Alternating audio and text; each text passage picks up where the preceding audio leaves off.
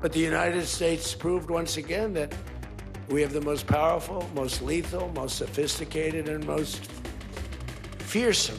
It's a fearsome military on planet Earth.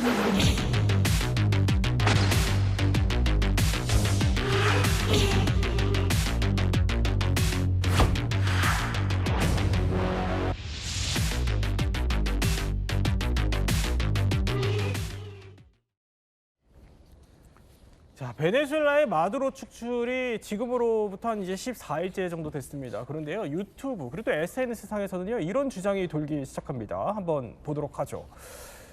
자, 이게 뭐냐? 하던 일을 멈추고 이걸 읽어보라. 이게 뭐냐면요, 바로 미국이 음파 무기, 그러니까 뭐 사운드 웨이브 같은 거죠. 이런 음파로 마두로의 경호원 그리고 군인들을 공격했다, 이런 주장이 백악관 대변인의 SNS를 통해서 저렇게 돌게 된 겁니다. 이러면요, 베네수엘라 측 경호원이 이랬다. 갑자기 모든 레이더의 시스템이 멈췄고 하늘 위로 수많은 드론과 비행이 시작이 됐는데 여기서 매우 강렬한 이제 음파가 나왔다는 겁니다. 그러자 경호원들이 코피를 흘리고 일부는 또 피를 토했다. 어떻게 보면은 좀 상상하기 어려운 그런 일 같은데, 권상희 평론가, 이거를 백악관 대변인이 지금 공유를 했다고 하니까 이게 진위 여부가 혹시 맞습니까? 진위 여부, 사실이다 아니다 확실하게 말씀드릴 수는 없는 상황입니다. 백악관 대변인이 SNS에 공유를 했기 때문에 이 지금 관련된 내용이 주목받고 있는 건 팩트예요. 그럴 수도 있다, 이 정도의 해석의 여지는 남겨져 있다라고 보여지는데요. 일단 뉴욕 포스트의 이 보도 내용을 보면 미군이 극초단파 등 고출력 에너지로 목표물을 타격하는 지향성 에너지 무기를 수년간 보유해왔지만 실전에 사용한 건 처음일 수 있다는 거예요. 이런 무기들이 출혈이나 운동 능력 상실, 통증, 화상 같은 것들을 유발할 수 있다. 이런 내용을 지금 전하고 있는데요. 그런데 중요한 건 지금 이 음모론, 게시글의 출처가 일단 명확하지가 않습니다. 그리고 백악관이 목격담을 정확하게 확인을 해야 되는데 그런 지금 상황이 보여지지 않고 있어요. 백악관 역시 예스다 노다 명확하게 입장을 밝히지는 않고 있습니다. 그런 반면에 이렇게 추론을 해볼 수는 있는데, 일단 우리 군대 상상 이상으로 이만큼이나 강력해, 이런 이미지를 심어주는 일종의 정치적인 효과는 노려볼 수 있지 않나, 이런 생각이 듭니다. 자, 이렇게 마두로 축출로 이제 세계가 들썩들썩거리기 시작하는 가운데 오늘 특별하게요, 이제 만약에 대한민국에 오지 않으셨으면 이 모든 과정을 곁에서 지켜봤을지도 모를 한 분을 모셨습니다. 바로 이일규 전 참사님 모셨습니다. 어서 오십시오. 네. 이제 북에 계셨을 때 쿠바 주재 또 북한 외교관으로 또 활동을 하셨었는데, 제가 이런 얘기를 드리는 이유가, 그러니까 지금 베네수엘라 상황을, 그러니까 쿠바 주재 북한 외교관으로 있으면서 베네수엘라를 담당을 하셨던 거죠, 당시에? 네, 맞습니다. 제가 2011년 9월부터 2016년 1월까지 쿠바 주재 북한 대사관에서 1등 소위관으로 있으면서 주 업무가 이제 그 교민 나라들과의 관계 업무였습니다. 그 중에 하나가 이제 베네수엘라거든요. 아, 그러니까 쿠바에 계시면서 베네수엘라도 담당을 하셨던 거네요, 관할 지역으로. 맞습니다. 그러면 이제 북한이 바라보는 베네수엘라 시선을 누구보다 잘 아실 텐데, 이번에 그 마두로 축출 사태를 보면서도 개인적으로도 좀 충격이 크셨을 것 같아요. 어떠셨어요? 네, 맞습니다. 뭐 제가 사실은 이제 베네수엘라 관계를 담당해 보면서 이제 마두로를 여러 번 봤거든요. 아, 보셨어요? 네, 여러 번 만났다 보니까 이제 이번에 그 제가 좀 아는 사람, 소위 친분보다는 좀 아는 사람이 이제 손목에 이제 수갑을 차고 이제 끌려가는 모습을 보다 보니까 조금 마음은 좀 안 좋더라고요. 네. 근데 이렇게 미국이 베네수엘라를 쳐서 마두로까지 생포할 거라고 혹시 짐작을 하셨어요? 저는 미국이 카리브해 쪽으로 이제 함대를 보낼 때 이제 뭔가 이 사람들이 이제 그 베네수엘라 체제 변화를 위한 뭔가 움직임이 있겠다, 군사적 공격 같은 게 있겠다라고 생각을 했었습니다, 분명. 그럼에도 불구하고 이제 이 군사 작전이 대통령을 이제 쪽집게식으로 찝어가는 그런 군사 작전이 될 줄은 몰랐어요. 어떤 이제 공습을 통해서 베네수엘라에 대해서 최대한 압박을 가하고 이제 어떤 양보를 얻어내든가 아니면 이제 지상 작전을 통해서 베네수엘라의 체제를 확실하게 이제 변화시키는 과정이 될 줄 알았는데 의외로 이제 대통령을 축출하는 그런 작전이 되더라고요. 그러면 지금 쿠바에 있는 북한 외교관들은 얼마나 놀랐을까 또 싶어요. 많이 놀랐죠. 굉장히 놀랐겠네요. 근데 마두로 만나보셨다 그랬으니까 마두로 어디서 본 거예요? 제가 이제 2013년 3월 5일 날 차베스가 사망을 했습니다. 그래서 이제 정부 특사로 이제 차베스 장례식에 들어가서 그때 마두로를 만났댔고, 베네수엘라 대통령 선거에서 이제 마두로가 2013년 4월 14일 날 당선이 됐고 19일 날 취임식을 했어요. 그때 이제 취임식장에서 이제 마두로를 만났고 예. 그리고 또 2018년 그 11월 달에 이제 지금 보여드리는 게 네, 지금 맞습니다. 빨간 동그라미가 우리 2.19 참사 네, 맞습니다. 이미지군요. 2018년 11월 달에 이제 최고민의 상임위원장 김용남 위원장이 이제 베네수엘라 김용남 뒤에 방문할 때 계시네요. 예. 네, 그때 제가 이제 동행을 했었습니다. 아, 그러셨군요. 그럼 마두로 저렇게 가까이서 뵀던 거예요. 네, 맞습니다. 물론 저건 공개된 석상에서 그랬지만 더 가까이서도 이제 많이 봤을 것 같은데 마두로를 직접 만나본 마두로 어떻습니까? 제가 본 개인적인 소감은 마두로는 상당히 그 이제 격이 없고 좀 털털하고 중남미 사람 일반이 그렇듯이 마두로 자체도 좀 상당히 털털하고 격이 없는 그런 이제 유형의 대통령이었습니다. 아, 그래요? 격이 없다, 뭐 화끈하다 이런 건가요? 막 화끈했죠. 네. 예, 제가 그때 베네수엘라 관계를 담당하면서 제일 그 어려웠던 게 베네수엘라에 북한 대사관을 내오는 과업을 수행한 거였습니다. 근데 그때 정말 베네수엘라 외무성에서도 한 1년간 질질 끌면서 안 해줬는데 네. 제가 이제 마두로 대통령 취임식 때 그 만났을 때 이제 그 정말 좀 외교적인 결례를 범하면서까지 예. 대통령의 손을 잡고 놓지 않았어요. 대통령과 이제 지금 우리가 대사관 개소를 요청을 했는데 1년 가까이 지금 안 해주고 있습니다. 그러니까 이번에 꼭 좀 이제 해주면 내가 이제 베네수엘라 초대 대사를 와야 되는데 이 내 소원 좀 풀어주십시오. 그러니까 바로 그 자리에서 돌아서더니 외무상 보고 빨리 올라보뇨. 네. 오늘 중으로 사인해서 줄게. 바로 하고. 해라. 그리고 나보고 네. 오늘 네 호텔 방에 우리 동의각서 갈 거다. 근데 네. 진짜 그날 와서 동의각서가 왔습니다. 그때 그 상당히 좀 고마웠어요 개인적으로. 네. 근데 그 당시에 이제 북한 외교관이셨으니까 당시 이제 독재자를 바라보는 시선이 뭐 그렇게 나쁘지는 않으셨겠지만 나중에 봤을 때는 마두로가 그런 인물인 줄은 사실 몰랐다 이렇게 보실 수 그러니까 있을 것 몰랐다는 건 아닙니다. 왜냐하면 이제 알고 마두로가 독재자라는 건 전 세계가 다 인정을 하고 실질적으로 북한 사람들 자체도 마두로를 그냥 평범한 좋은 사람은 안 봐요. 아, 그래요? 왜냐하면 이제 마두로 자체가 국내적으로 이제 사법 체계를 다 이제 무너뜨렸죠. 네. 입법 체계를 다 무너뜨렸죠. 그리고 이제 베네수엘라의 이제 그 부정 선거를 통해서 본인이 이제 재집권을 했단 말입니다. 그러니까 이걸 북한 사람들도 알면서 자기네랑 이제 이념적으로나 이제 여러 가지 공통성이 있다 보니까 그냥 네. 지지하는 거지. 어떻게 보면 이용하는 거네요, 그냥. 그렇죠. 내부적으로 우리가 분석할 때도 이 마두로의 어떤 행위에 대해서 좋게는 분석을 안 합니다.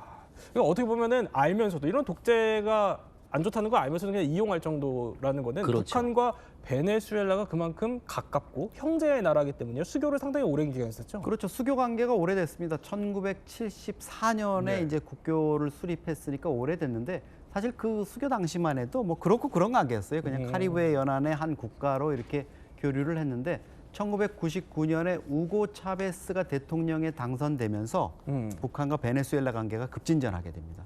차베스가 북한의 어떤 반미 노선 네. 그리고 자립경제 노선 이런 거에 또 상당히 빠져가지고 그래요? 북한에 대해서 뭐 형제국 이렇게 네. 좀 강조를 하면서 아주 친밀하게 이렇게 다가갔고요. 김정일 국방위원장이 사망했을 때 전문을 보니까 예. 동지의 사망 소식에 깊은 슬픔을 전한다 이렇게 얘기를 했습니다. 사실 확인이 되고 있지는 않지만 북한과 베네수엘라가 상당한 그 무기 거래 네. 이런 부분도 한 것으로 이렇게 알려지고 있고요.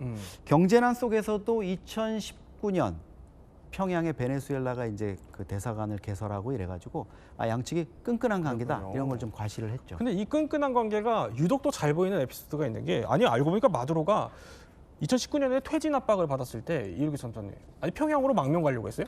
그때 당시 제가 2019년 예. 마두로 대통령이 이제 러시아를 방문합니다. 제 정확한 기억은 안 나는데 이제 6월 달인가 9월 달인가 그 사이에 하나 러시아를 방문하는데 그때 이제 저는 쿠바에 있었어요. 예. 그때 이제 그 마두로 대통령이 평양 방문을 재개해 왔습니다. 근데 이제 그때 당시 북한이 그 김정은이 이제 그 트럼프랑 어떤 이제 그 미북 관계를 하고 있던 상황이다 보니까 이제 마두로의 방문을 받으면 좀 불편해지는 겁니다.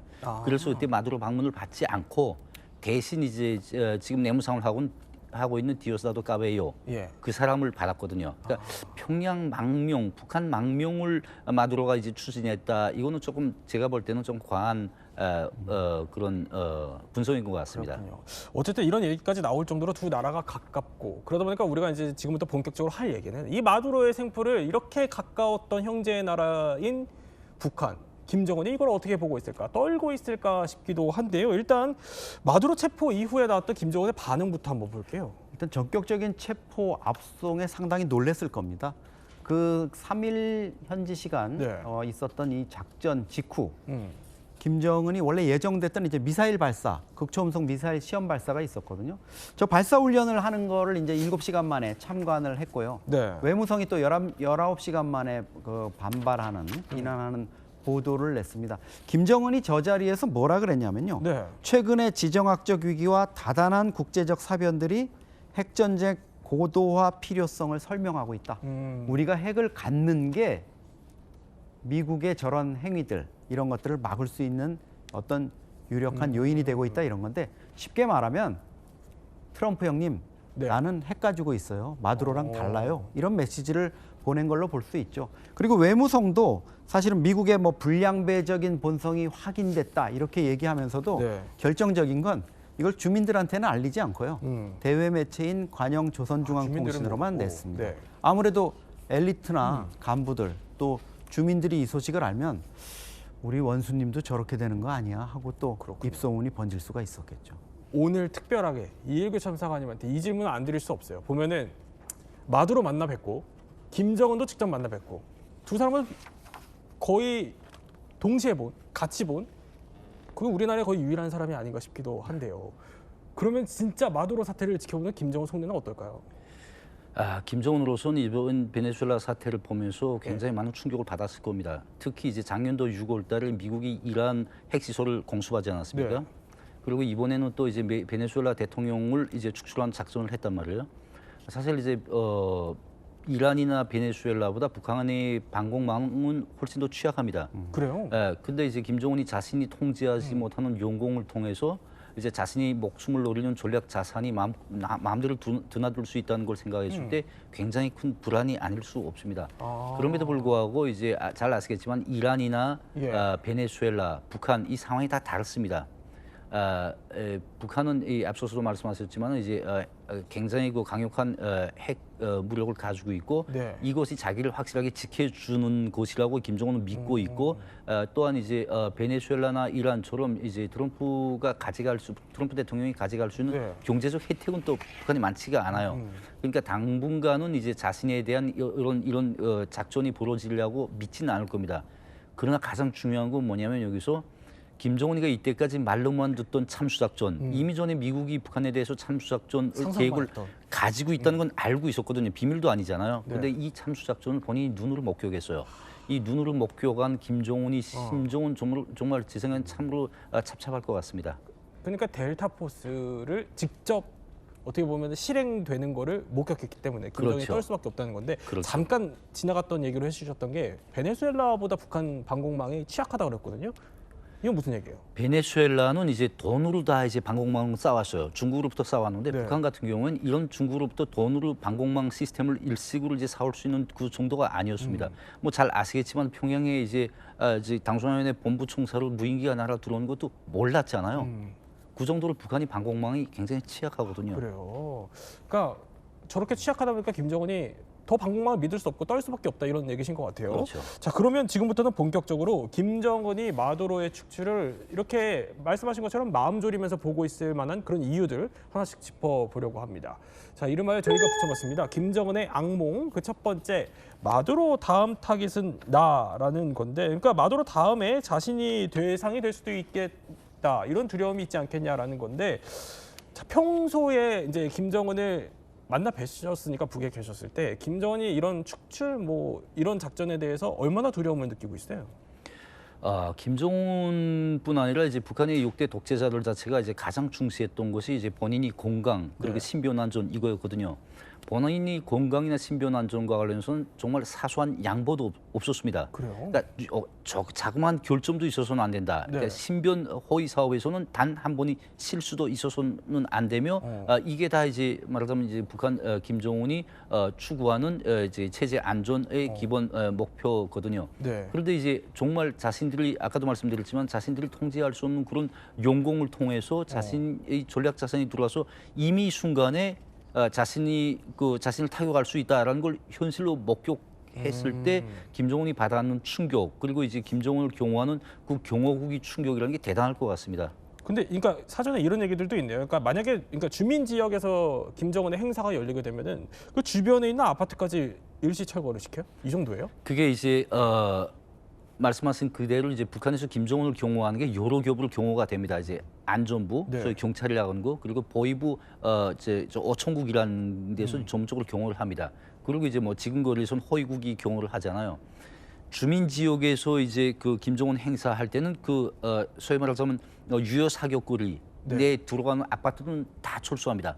다 근데- 집에서 사람들이 다 비워야 돼요. 아. 비우고 그 옛날에는 매 방에 다 들어가 있었는데 이제 매 방에 들어가지는 않고 예. 보위부 어청국 사람들이 그 문을 다 봉인을 해버립니다. 그 정도로. 봉인을 하고 매 층마다 한 사람들이 이제 배치가 돼 있어요. 아니, 그 정도로 이제 김정은에 대한 경호는 철두철미하게 심지어 아파트는 둘째치고 이 지하망, 하수망까지도 이제 다 들어갈 수 있는 사람들을 대기합니다. 그 지역만은 하수망이요? 하수망까지 들어갑니다. 왜냐 이걸 우리가 어떻게 잘 아냐면 제가 외무성에 있었잖아요. 이상하네. 네. 외무성은 바로 광장 딱 옆에 건물이거든요. 그러다 보니까 광장에서 이런 행사를 많이 하지 않습니까? 김정은 행사. 네네. 그럴 때마다 이제 몽땅 다 철수하고 매 층에 이렇게 이제 내가 말씀드린 것처럼 하고 심지어 그 하수망까지 다 뚜껑 열고 네. 행사 시작하기 몇 시간 전부터는 사람이 들어가 있습니다. 거기에 끝날 아예 때까지. 하수구로 혹시나 누가 들어올까 봐. 그렇죠. 예. 아니, 하수구까지 사사시 뒤질 정도는. 뒤지고 거기 대기하고 있습니다. 아, 그래요. 네. 자, 이 정도로 하수구까지 뒤질 정도로 어떻게 보면은 본인의 신변에 대한 위협을 느끼고 있다는 거예요. 근데 사실 그도 그럴 게 미국이 어떻게 보면 좀 반미 성향을 가진 독재자 이런 걸 끌어내린 게 이번 마두로가 처음은 아니었어요. 네, 그렇습니다. 아프가니스탄 사례부터 예. 말씀을 드리면 2001년 9월 11일에 9.11 테러가 발생을 하잖아요. 이 9.11 테러를 응징하기 위해서 미국과 나토 연합군이 아프가니스탄을 침공하게 됩니다. 이로 인해서 탈레반이 붕괴가 되죠. 그러면서 정권이 전복되고요. 2011년 5월에는 오사마 빈 라덴 미군에 의해서 사살됩니다. 아프가니스탄 예. 사례 이후에도 이라크 전쟁이 있죠. 2003년 3월에 조지 부시 미 대통령이 이라크의 대량 살상 무기 제거를 명분으로 해서 미국을 중심으로 한 연합군과 함께 이라크 전쟁을 시작하게 됩니다. 이 전쟁으로 후세인 축출에는 성공을 합니다만 깊은 전쟁의 수렁으로 빠질 수밖에 없는 것이 사망자가 워낙 많이 발생을 했어요. 네. 16만 명 넘게 사망자가 발생을 했고요. 비용도 어마어마하게 투입됐습니다. 우리 돈으로 무려 874조 원가량의 비용이 투입됐던 그런 전쟁이었고요. 세 번째 사례는 리비아 사례 말씀을 드릴 텐데 네. 리비아 전쟁 같은 경우는 2011년 3월이죠. 미국을 중심으로 한 연합군이 오디세이 새벽이라는 작전명을 펼칩니다. 리비아 공습을 감행하게 되는데 이 카다피 정권을 제거하기 위한 것이 목적이었습니다. 이때 당시에 리비아 내전이 일었던 그런 상황이었는데요. 이 전쟁, 이 공습을 통해서 결국 카다피 정권이 몰락을 하게 됩니다. 그런데 이 카다피 축출, 북한에 준 의미가 있죠. 김정은 위원장에게 핵무기 포기가 곧 정권 붕괴로 이어질 수 있다. 이런 사례를 각인시켜준 사례로 기억되고 있습니다. 뭐 이런 사례들도 있고 과거에 또 보도로 나오기로는 CIA가 북한에 침투하려고 도청 장치를 설치하려고 침투했다 이런 보도까지 나오고 있으니 그도 그렇게 김정은이 좀 떨 법도 합니다. 그런데 이렇게 마두로의 몰락을 보면서 마음을 졸이고는 있겠지만 외부 이런 변수보다는 내부 변수도 사실 크거든요. 김정은의 건강이랑 후계 구도 얘기를 좀 해보려고 하는데 일단 실제 만나본 김정은은 어떻습니까? 첫인상이. 글쎄 제가 뭐 김정은을 만나봤다고는 하지만 그게 제가 뭐 김정은 축군도 아니고 김정은과 그 이제 장시간 또는 장기간 같이 일하면서 이제 지금거리에서 김정은을 보아온 사람은 사실은 네네. 아닙니다. 제가 몇 번 이제 그 사업보좌 차원에서 이제 김정은을 만나본 게 전부지만은 그 짧은 기간에 제가 느꼈던 건 건강은 확실히 안 좋은 것 같습니다. 왜요? 당장 뭐 이제 그 건강으로 해서 이제 유고 사태가 일어난다든가 어떤 구변 사태가 일어날 정도라고까지는 보이지 않지만은 네. 일반 사람에 비해서 엄청 얼굴이 빨갛더라고요. 제가 정말 보면서 처음 느낀 게 얼굴이 너무 빨갛다. 네. 이상하게 딱 술 먹은 사람처럼. 그리고 이제 두 번째로 내가 이제 굉장히 그 안 좋다고 생각했던 게 호흡이 굉장히 고칩니다. 그게 이제 가까이 있어 오면 뭐 이제 내가 옆에 서 있으면 그 사람이 호흡하는 게 내가 들려요. 그러니까 들리다 보니까 내가 같이 숨차고 같이 불편할 정도로 이제 호흡이 정말 안 좋더라고요. 그런 거 되는군요. 네, 그런 거 보면 정말 건강에 문제는 있다 이런 생각은 확실하게 들더라고요. 그러니까 건강에 문제가 있다라는 생각이 드실 정도라는 건데 그러면 같이 이제 어떻게 보면 외교관으로서 일을 또 하셨으니까 봤을 때 성격은 어떻습니까, 김정은의 성격? 이제 성격이 조금 이제 여러 가지입니다. 그냥 일반적으로 봤을 땐 많이 이제 참 그때는 이제 대외 관계를 할 때 디아스카넬 대통령과 이제 사업할 때 내가 옆에서 보다 보니까 상당히 이제 차분하고 그리고 이제 배려도 많이 베풀고 뭐 항상 웃는 인상이고 그런데 그게 내 기본 업무 자체가 일단 행사에서 끝난 다음에 상대하는 게 내 업무였거든요. 네. 그게 끝난 다음에는 정말 즉흥성이 많이 보였어요. 그리고 좀 즉흥성도 있었지만은 제가 이제 그때 김정은의 통역했던 사람을 네. 좌천시키는 사건이 디아스-카넬 대통령 방문 당시 좌천이 됐어요. 그래서 이제 그 다큐멘터리를 보면 저 사람이 이제 비행장 행사는 저 사람이 보장을 했습니다. 근데 그 다음부터 회담은 딴 사람이 보장을 했어요. 근데 저 사람이 왜 좌천이 됐냐면 저 사람이 우학을 굉장히 잘하는 사람입니다. 옛날 페루 주재 북한 대사를 한 사람인데 네. 그러다 보니까 이제 그 스페인어가 너무 자신이 있어가지고 김정은이가 얘기를 하면 동시 통역을 했어요. 그러니까 동시 통역을 하다 보니까 김정은이 이거 자꾸만 자기가 얘기를 하는데 이 사람이 같이 스페인어로 하니까 말이 계속 끊어진 겁니다. 그래가지고 화가 나가지고 왜 내가 말하는데 끝난 다음에 얘기해도 되는데 자꾸만 동시 통역하냐, 내 말을 자꾸 끊냐. 두 번째, 저 사람이 나이가 좀 많아요. 그때 당시가 60 됐을 때입니다. 그러다 보니까 빨랑빨랑하게 움직이지 못합니다. 레드카펫 깔아놓으면 통역은 레드카펫을 밟을 수 없어요. 그러니까 밖에 있다가 이제 또 이제 뭘 얘기할 때 들어왔다가 나갔다 밖에 들어왔다 나갔다 해야 되는데 이거 빨랑빨랑 못했다는 겁니다. 자기가 얘기하려고 하면 없었다는 거예요. 그러다 보니까 저런 거 이제 다시 좀 들여보내지 말라고 해가지고 건방진 놈 여러 가지 말을 많이 했어요. 그래서 저 사람이 그때 정말 잘못되는 줄 알았는데 다행히 잘못은 안 되고 한 주일 동안 진짜 비판서 쓰면서 정말 엄청 깨졌던 적이 있습니다. 근데 우리가 소위 말하는 뭐 혁명화 교육 보낸다 이런 얘기들도 있잖아요. 다행히 그때는 안 갔어요. 그 정도로 잘못을 한 사람들한테는 그럼 어느 정도로 화를 내는 거예요? 그러니까 이제 김정은이 화를 내서 혁명화를 가는 것도 있지만은 이제 근본적으로 혁명화는 이제 노동당 조직 지도부를 하는 그 거기에서 이제 말하자면 이 사람이 한 잘못을 다른 사람들한테 일반화해서 보여주기식으로 혁명을 보는 게 대체로 좀 많아요. 그리고 이제 혁명화 같은 경우는 김정은이가 정말 엄청나게 화를 냈는데 이 사람이 잘못이 맞다. 네. 이제 통역 같은 경우는 화를 냈지만 통역이 진짜 잘못해서 화를 낸 건 아니란 말이에요. 그런 경우에는 그렇게 혁명을 또 안 보냅니다. 그렇군요.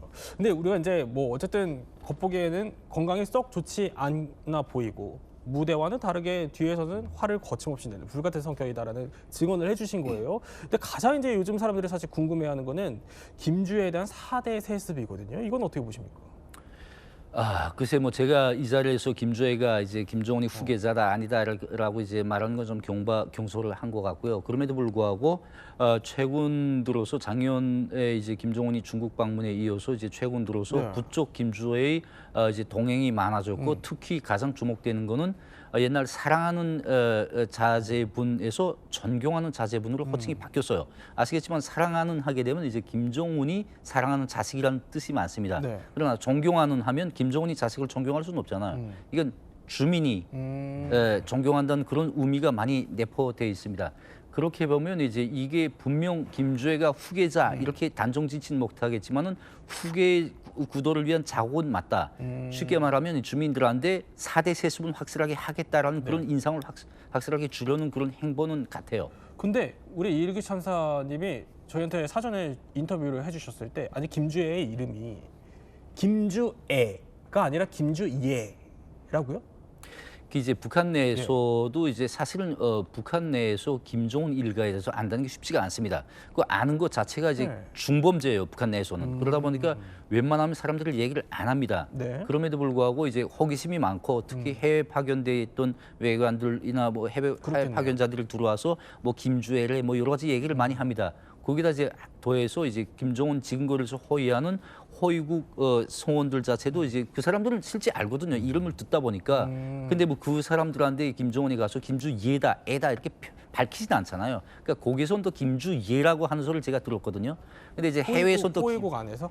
그러니까 그 호위국이라고 이게 딱 내가 단정적으로 말씀드리긴 어려워요. 근데 북한 내에선 김주예라고 하는 얘기가 적지 않게 많았습니다. 근데 해외에서 또 김주애라고 하고, 근데 제가 여기서 김주예다, 김주애다라고 이제 단정적으로 말씀드리기 어렵고, 또 이제 옛날에 김정운도 김정은이었잖아요. 그러다가 실제 발표 때는 은으로 발표가 됐거든요. 조금 더 시간을 가지고 보면 ENG, NG는 밝혀질 수 있다고 생각합니다. 북한 관료들 사이에서는 김주예라고 부르는 경우들이 심심찮게 있다라는 증언을 해주신 맞습니다. 거예요? 네, 이름이 좀 다를 수가 있고요. 그래서 작년 9월에 김주애가 아버지를 따라서 베이징을 갔잖아요. 근데 그 첩보가 아마 우리 국정원이나 한미 정보당국에 이제는 입수가 돼 있을 겁니다. 왜냐하면 그런 방북을 할 때는 여권 정보라든가 이런 것뿐만 아니라 그러니까요. 이 앨범 형태로 그 방문객 명단이 통보가 되거든요. 예. 거기에 저 13살짜리 꼬마애를 뭐라고 표기했을까? 주예로 표기했을까? 주애로 표기했을까? 아니면 다른 이름을 했을까? 아무튼 북한이 관영 매체를 통해서 한 번도 저 아이에 대해서 네. 김주애라고 얘기한 적은 없습니다. 그렇군요. 자, 그러면 이제 김정은이 다시 마두로를 어떻게 지켜보고 있을지 그 얘기로 돌아와서 자, 김정은의 두 번째 악몽 한번 살펴볼까요? 자, 이 사태를요. 신변 위협도 있겠지만 외화벌이 차단이 우려가 된다. 그러니까 중남미 국가가 북한의 외화벌이 거점이었기 때문이에요. 네, 그렇습니다. 북한이 오랜 기간 경제난을 겪어왔잖아요. 이 외화 확보를 위해서 불법 활동이 지속적으로 이루어져 왔습니다. 예를 들자면 뭐 무기를 판매한다든지 마약을 제조하고 거래하고 또 위조 지폐를 제조하는 일들이 그런 것들인데요. 중남미 국가들이 이런 활동들의 거점으로 활용이 되고 있는 겁니다. 뭐 이 활동들 제재 회피를 위해서 제3국 간의 네트워크를 활성화하고 있다, 형성하고 있다 이렇게 볼 수도 있고요. 네. 또 중남미 국가들 하면 부패에 상당히 취약하잖아요. 이런 취약점이 북한 체제의 위주의 허점으로 제공되고 있지 않나 이런 해석도 가능해 보입니다. 심지어 과거에 북한이 무기 이거 밀매를 하다가 국제사회에 망신을 당한 적이 한번 있습니다. 한번 볼까요? Security Council resolutions. If indeed there were shipment of arms on board of this vessel, any shipment of arms or related material would violate UN Security Council resolutions 1718, 1874, and 2094. 쿠바 정부는 자국에서 출항한 북한 선박 청천강호에 실린 무기는 미사일 성능 개량을 위해 북한에 보내려던 것이라고 해명했지만 북한이 노후화된 자체 방공망 강화를 위해 군사 장비를 사들였을 가능성도 배제할 수 없습니다. 자, 이게 무슨 사건이냐면요. 북한이 쿠바에서요. 불법으로 무기를 또 싣고 가다가 이게 파나마에서 딱 적발이 돼가지고 북한 선원 35명이 파나마에 그 억류됐던 사건인데 이거 당시에 우리 일기 참사관이 이때 계셨다고 들었어요? 맞습니다. 그때 제가 아까 말씀드렸지만은 쿠바에서 삼국 관계를 제가 담당해 보다 보니까 이제 그 총총왕호 사건을 담당을 했어요. 2013년 7월 10날 이제 그 발생한 사건이고 저와 이제 당시 조합해 보이는 저분이 이제 라이언박 참사라고 하는 분인데 저분과 둘이서 이제 총총왕호 사건을 담당했습니다.